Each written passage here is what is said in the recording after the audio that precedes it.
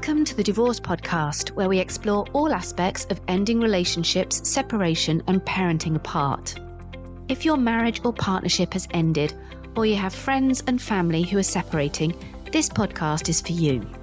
I'm Kate Daly, a relationship counsellor, divorce specialist, and co-founder of Amicable, the online legal service for separating couples. In each episode, we look at relationships and separation from different angles, including the emotional, legal, and social.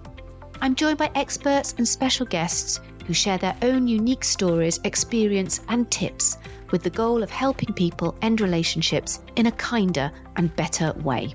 In this episode, I was joined by Nadia Beckett, who has been a family law solicitor for 30 years, practicing in Kent and London, and established Beckett Solicitors in 2008. She specialises in sorting out finances and children issues as part of a divorce. Nadia has been a mediator since 1997 and a family law arbitrator since 2013. She's dual qualified as a financial and children arbitrator and co-chairs the executive committee of the Institute of Family Law Arbitrators, known as IFLA. She also sits on their Rules Committee and chairs the Forum of Family Law Arbitrators. This episode is all about arbitration as an alternative route to resolving disputes during a divorce or separation. We begin with the basics, looking at what arbitration is and how it differs from going through court. We explore when you might want to use arbitration, as well as how to find an arbitrator. Nadia outlines the arbitration process, including how long it takes to reach a decision, and how an arbitrator's determination will need to be written into a consent order if the decision is around finances. I was interested to learn that arbitration can be used for cohabiting couples too, in their disputes over property. We finish by exploring the advantages and the barriers to arbitration. If you can't reach an agreement amicably, it's clear arbitration is a great option to avoid expensive and litigious court proceedings. If you loved this episode, then please subscribe and rate us on your preferred listening platform. Welcome, Nadia. I'm really excited to talk to you about arbitration because it's something that's quite difficult. I think not many people understand what it is. It's not very well known. And yet to me, it's such a no-brainer if you get to the point of no return and not being able to negotiate your way out of a dispute. So I'm really excited to hear about it all today. So let's start with the basics then, Nadia. What is arbitration? Arbitration is, we call it ADR, Alternative Dispute Resolution, in the same way that mediation is Alternative Dispute Resolution. But what does that mean? That means it's an alternative to going to court. Getting divorced, particularly getting divorced and separating out your finances, is a legal process. And it has to be dealt with ultimately in a legal way. But how you get to the point at which the assets are divided, who makes that decision for you, whether you're able to agree it in mediation or negotiate or working with specialists such as you, Kate, there has to be a process to get to that final decision as to how the assets are going to be shared or how time with the children is going to be shared. And arbitration is just one of the many routes to that outcome. And the easiest way to describe arbitration is to say it's like hiring a private judge. So an arbitrator is essentially a hired judge, someone that you pay to make the decision for you. Okay. So instead of both of the people in the couple sitting round and trying to agree it themselves, you have that process where you say, okay, we're going to hand the decision over to somebody else. But instead of that being a judge in a court, it's somebody you've hired together to sort out your dispute. So then that, I guess that begs the question, what's the difference between going to court and using an arbitrator or a private judge as you've described? So an arbitrator is specially qualified, specially trained lawyer. We all have to have many, many years, at least 10 years of being family law practitioners under our belts with hundreds and hundreds of hours of experience. And we are qualified under the IFLA Institute of Family Law Arbitrators scheme. And so some arbitrators are actually part-time judges and some are retired judges. many are barristers, probably the largest proportion are specialist family law barristers, and a smaller proportion of family law solicitors. So we cover those three areas, if you like. A full-time judge cannot be an arbitrator, so it has to be part-time or retired. And the difference is that instead of having your case heard by a judge in court, which can involve a lot of, well, it's a very formal process in court. There are rules of court that have to be followed. Judges don't help you. They're not there to help you if you're not represented. They're not there to tell you what to do. You absolutely cannot communicate directly with the judge. So it's funny sometimes, particularly when people are unrepresented, they send emails to the court addressed to the judge thinking that the judge will read their emails. Generally, a judge won't read their emails. And the other thing about a judge is you don't get to choose your judge. So you get who you're given. When you arbitrate, first of all, you get to pick the arbitrator. So you can look at the arbitrator's qualifications, arbitrator's reviews, you can look at the arbitrator's expertise, and you with your former spouse or husband, wife, girlfriend, boyfriend, you get to choose the arbitrators. You can do that by going to the IFLA website where all the properly qualified arbitrators for England and Wales are. So you get to choose the arbitrator, but you don't get to choose your judge. Your meetings with the arbitrator. So if you're in court, you'd have court hearings. With arbitration, you have a meeting with the arbitrator, and that could be on Zoom. It could be by telephone, or it could be in person. And those meetings are arranged for a time and a date that's convenient to you, not convenient to the court. That's another big thing. The court rarely takes your convenience into consideration when it lists hearings. What the arbitrator is being asked to decide, again, you as a couple, a separating couple, you agree on what you are asking the arbitrator to decide. That isn't really how court works. So, and that's kind of quite a big area, but essentially you can't say to a judge, well, we really just want you to look at pensions and we don't want you to look at the house. That isn't really how court works. When you're asking a judge to look at the division of your assets, you can't opt things out and say to the judge, no, we've agreed, we're not looking at pensions. Which you can do that with the arbitrator. You can agree what the arbitrator looks at and what the arbitrator is excluding. You can also say to the arbitrator, well, we've actually reached an agreement on this one issue, and therefore we only want you to tell us what we should do with this other issue. So it might be, we've agreed the house is going to be sold, but we haven't agreed on how the pension is going to be shared, for example. Again, you can't do that with a judge. Once the judge is dealing with your case, the judge has to look at everything. Right. You can't ask the judge to just, to approve the thing that you've agreed and then make a decision about the things that you haven't agreed.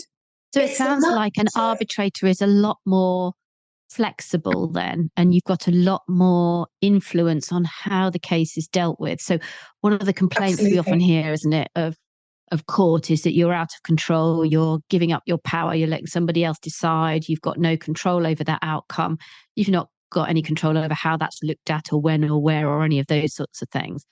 But it sounds like from what you're saying that with arbitration, some of that power you do still have, some of that control you do still have.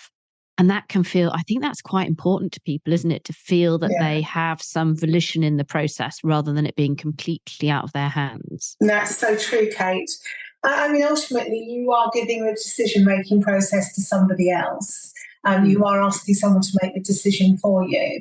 And for some couples, that's necessary because they can't reach an agreement. Maybe they've been in mediation and mediation's broken down, or they've tried negotiating through solicitors. But some couples genuinely just want the decision-making process given to someone else because they feel that that's fair. But it's the fair word, isn't it, Nadia? It's the fair word, because a lot of people say to me, I'm happy to accept a decision as long as I know it's fair. Yeah. And that's that. So I think this does offer people who are really struggling to understand what fair is, or to really unpack that, to actually have a decision made for them that they can both then say, okay, that was fair. And that gives people the opportunity then to walk away from a process feeling, okay, that was the right thing to do. Yeah, that's right. I think so too. And I think that, in terms of giving people more power, it absolutely does do that, because you are choosing the arbitrator, you are choosing the issues, you are involved and engaged in when your meetings with your arbitrator take place, and also what type of arbitration you have. And so, if your dispute is being dealt with in court by a judge, if that case goes all the way through to a final hearing, and that's pretty horrendous. I would hate to be involved. I mean, I've been a lawyer for 30 years. I would hate to have my case decided in court by a judge at a final hearing.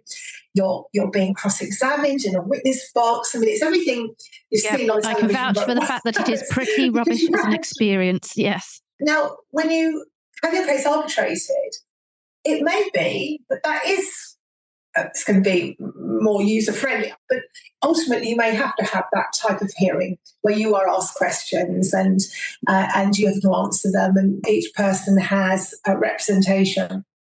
But you can agree between yourselves and with the arbitrator that you won't have that kind of hearing, that in fact the arbitrator will ask questions, or that it will be done what we call on paper, which is where you put all your thoughts down on paper and then the arbitrator reads what you've written and makes a decision based on that. So you do have more choice, even though you're still at the end of the day giving the decision-making process to somebody else.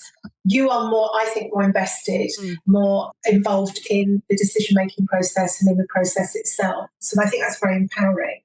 Yeah. And I think from what you've talked to me about before as well, you can, so when you, even if you do have that case on paper, you still have the chance for the arbitrator to actually engage with you and ask questions. So it's not like you've got to just be really good at writing it down. Because I know some people say to me, I'm not very good at writing everything down. I want to be able to explain it. But that's still possible, isn't it? It strikes me that the arbitration sort of framework is flexible in how you get all the kind of ideas, thoughts, evidence, whatever you want to call it, across to the arbitrator.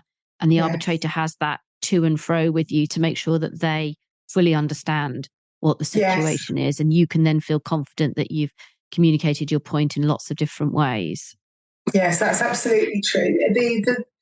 There are a variety of different ways in which you can do it. And ultimately, you have that kind of control, really. I mean, the arbitrator has to agree with you that that's the most appropriate way to deal with your case. Because, I mean, sometimes I'm asked to do arbitrations on paper when I know that there isn't enough information there for me to do that. And I will still need to speak to the people involved, because I've got some questions I want to ask them, or maybe there are some things that I don't think they've considered when they've looked at housing or they've looked at pensions.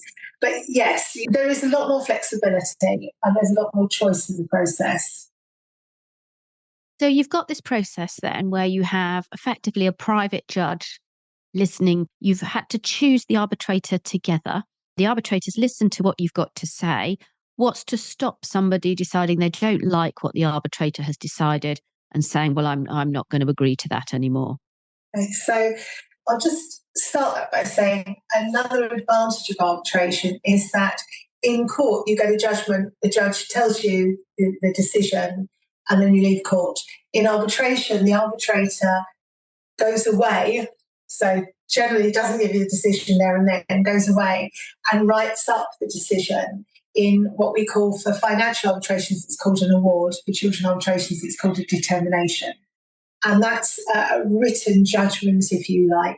So that then gives the clients the opportunity to read and take the time to be able to fully understand and analyse why the arbitrator came to the decision. So I think that's quite helpful. And it explains what law was applied and what the evidence was, etc. It's quite a lengthy document. We normally spend at least a week drafting these things. Now, when you agree to arbitrate, let's say Joe and Mary agree to arbitrate. Joe and Mary enter into a contract with each other to be bound by the decision of the arbitrator. And so there is a contractually binding agreement between Joe and Mary that they will accept the decision of the arbitrator. And so if Joe or Mary decides that one of the, let's say Mary decides she doesn't like the decision of the arbitrator and doesn't want to be bound by the arbitrator's decision, well, then Joe can take action through the courts to enforce the arbitrator's decision because of that contractually binding agreement to be bound by it. And that contractually binding agreement is done right at the beginning. So effectively, the steps in the process are you decide between you want to arbitrate, you go away and research your arbitrators, you agree on an arbitrator, and part of the engagement process for agreeing that the arbitrator will work with you is to sign the form that says we are now contractually bound by this arbitrator. And can you drop out of the process then, or once you started, it has to finish? Because it's an agreement, you can't without both parties' consent.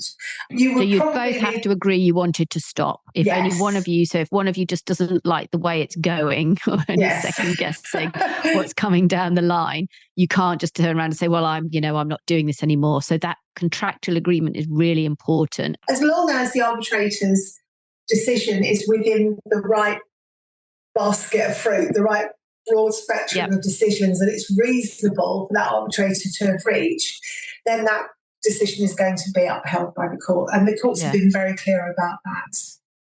So I'm a big football fan, so it's like VAR. There's got to be a clear and obvious error in order to overrule or overturn what's gone on the pitch, kind of thing. Yes, in simple terms, absolutely. Yeah. Okay. So you've got this situation then where you've got a more, I'm going to call it a more user-friendly decision maker that you can have a dialogue with rather than just have to turn up on court and on a day in court and just, do what you can on the day. You've got an engaged process. You're in the process. You've signed the form to say you're bound by the decision. What happens when the award is made? Because, lots of the time we talk about resolving financial agreements or disputes with a consent order. So that piece of paper that makes your financial agreements, if it's finances, legally binding, or a child arrangements order, if it's a decision about, the children and what happens to children.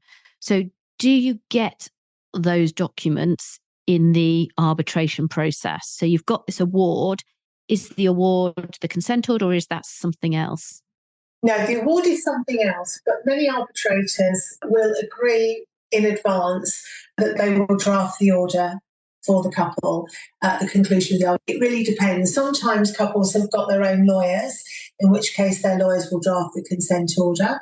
I arbitrate for people who have legal representation, but I also arbitrate for litigants in person. And then it's very helpful for them if I draft the order. It saves a lot of time and money because I know what I've ordered, if you like, or what I've awarded.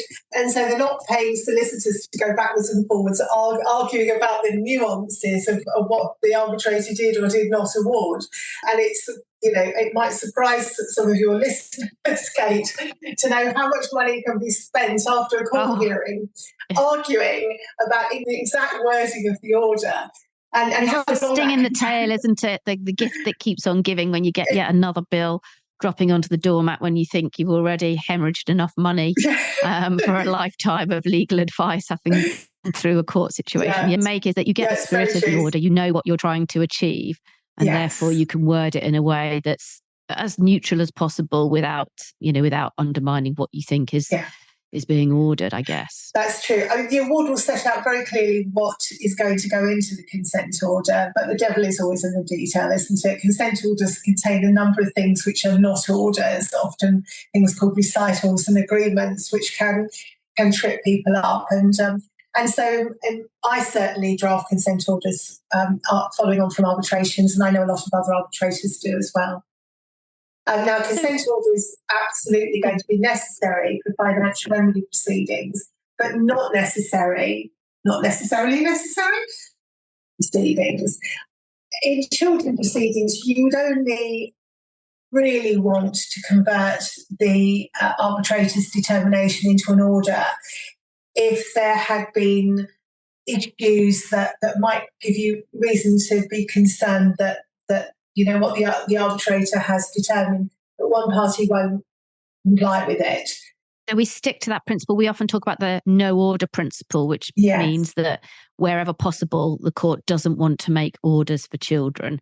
And because arbitration is also available to help cohabiting couples who maybe have a dispute over a property. And again, you wouldn't necessarily automatically need to have a court order in those cases either, depending on what the arbitrator decides. So we've also got, apart from divorcing couples or separating couples and financial disputes and children disputes, we have tilata disputes, and that's trust of land, which usually applies to cohabiting couples, and Inheritance Act disputes as well. That falls within the purview of arbitration.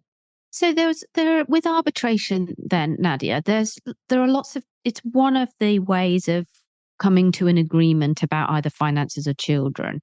But is it a way that you use when another route has failed? So let's say you've tried, I don't know, the amicable process of trying to negotiate, or you've been to mediation, or like you say, you've done some solicitor negotiations.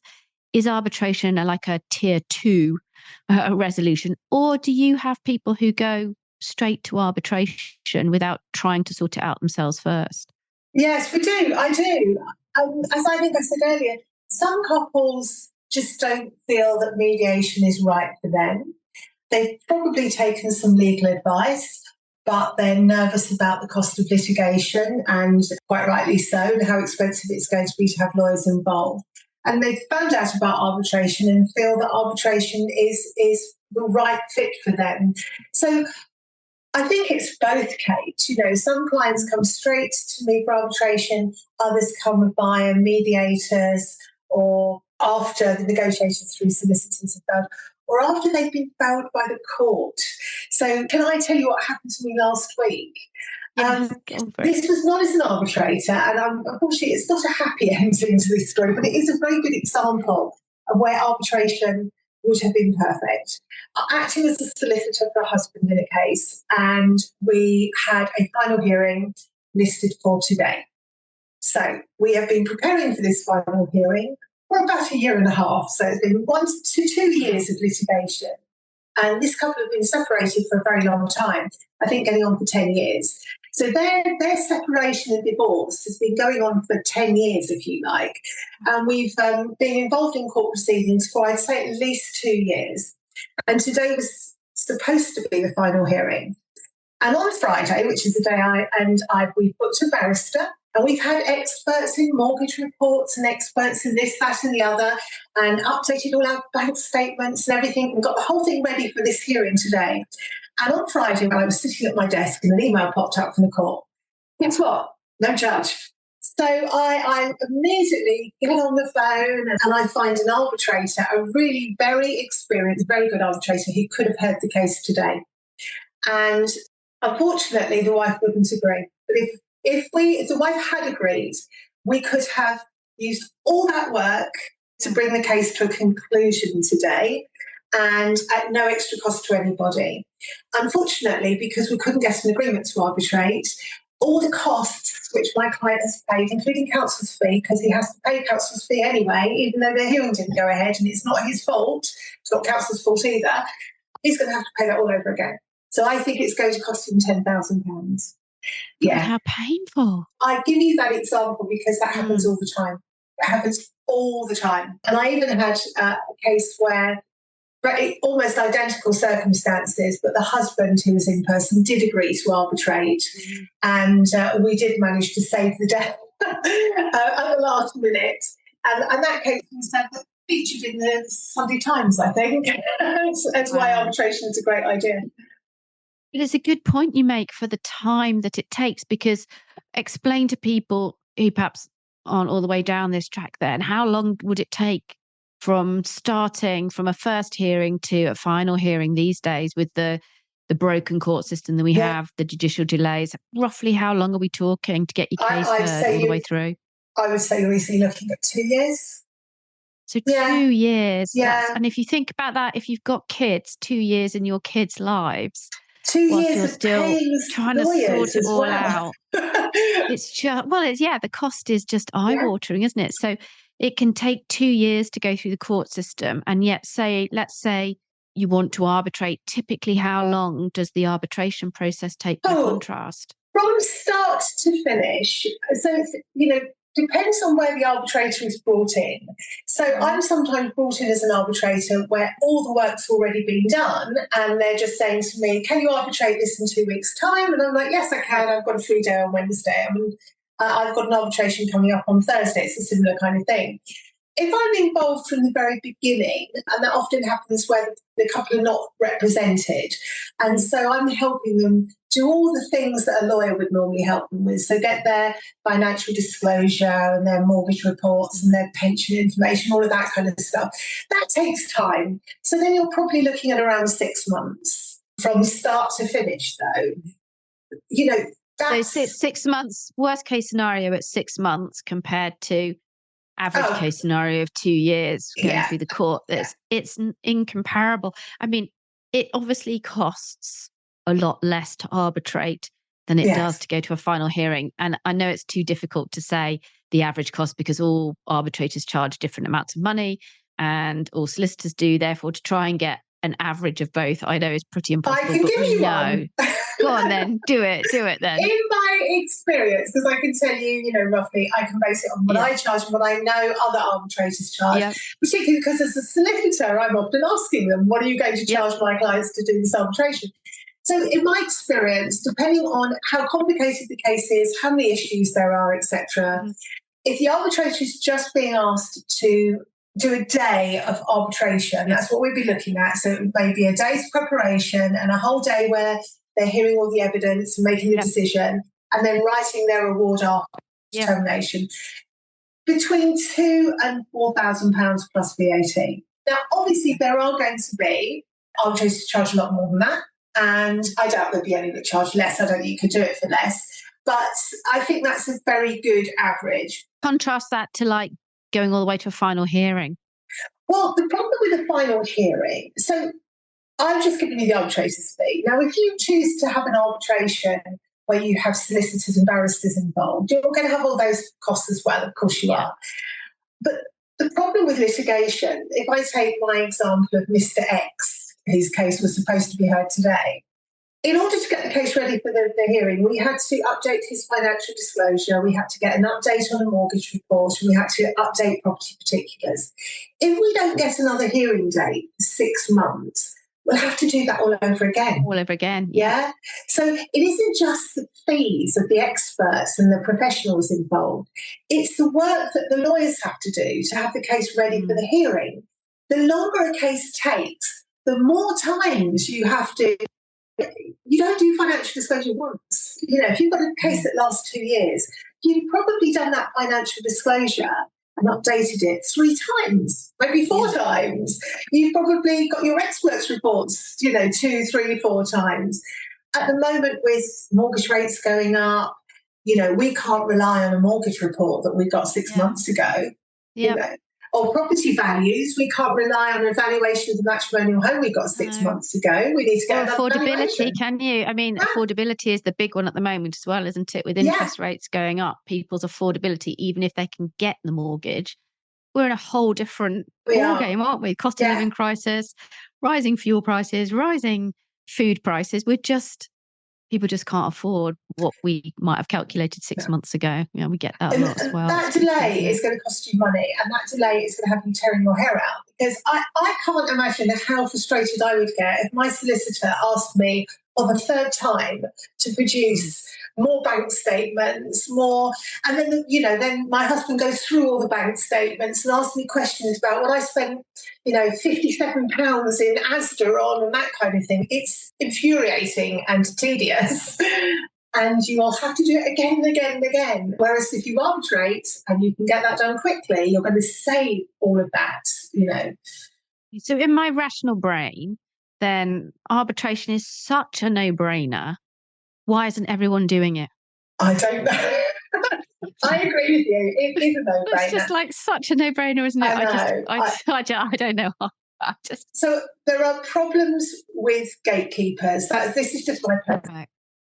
When people go to see a mediator, there are some wonderful mediators out there, and there are some wonderful mediators who are aware of arbitration.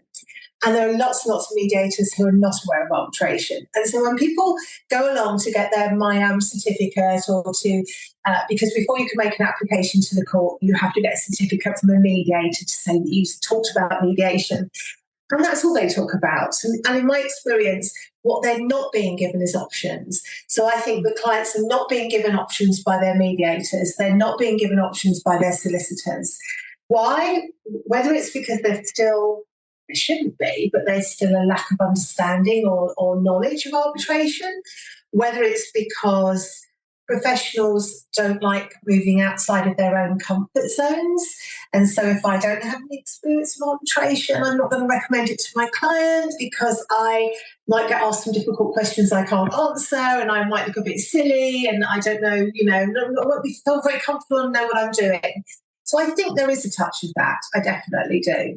And I think people say, well, why should I pay for a mediator when the judge is free?